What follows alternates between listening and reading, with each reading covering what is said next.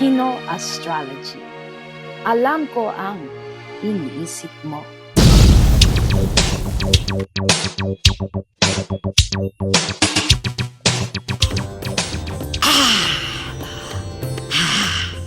Alam mo, Liberty, mag-ingat ka. Ay, Mahilig kang kumain ng kwek-kwek. Napakataas sa kolesterol niyan. Pero huwag kang mag-alala. Di ba birthday mo bukas? po, May parating na sorpresa sa'yo. sana po magkatotoo lahat ng mga sinasabi niyo.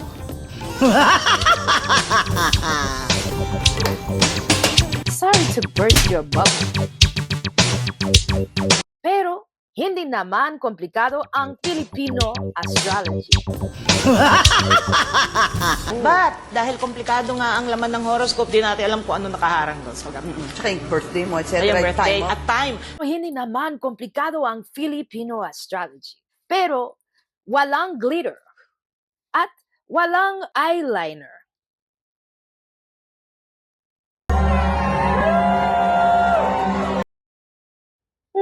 Baka konti lang. So let me tell you the story. Mga siyentipiko, ang nagpa-jeje niyan during the 17th century. Grabe, nakolonize na tayo noon. Na-experience na natin. Pero ang totoo, nasa loob ang astrolohiya natin. Ito yung reclaim ng mga bagay na hindi naman talaga nawala sa atin. Plus, huwag kalimutan, pakingangan mga chika ni Lola, di ba? Ikaw. Ikaw naman! May karunungan ang Lola natin. Uchu, uchu! Uchu, uchu! Uchu, uchu! Uchu, uchu! Uchu, uchu! Uchu, uchu! Uchu, uchu! Lola!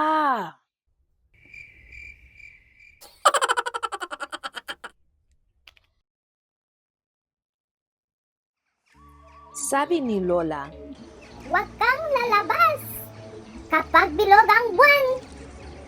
Baka hulihin ka ng aswang. Kapag puno ng buwan, kupitan mo ang buhok para mabilis tumubo. salamat Lola.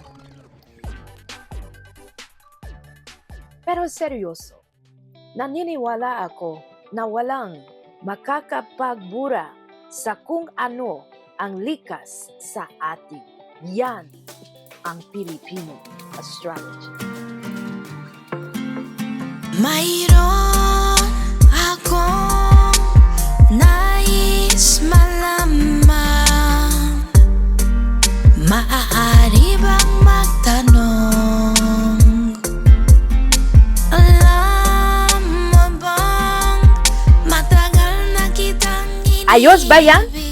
Pero hindi tapos ang adventure. Ready ka na? Reclaim your history and culture. This is Omilani. What?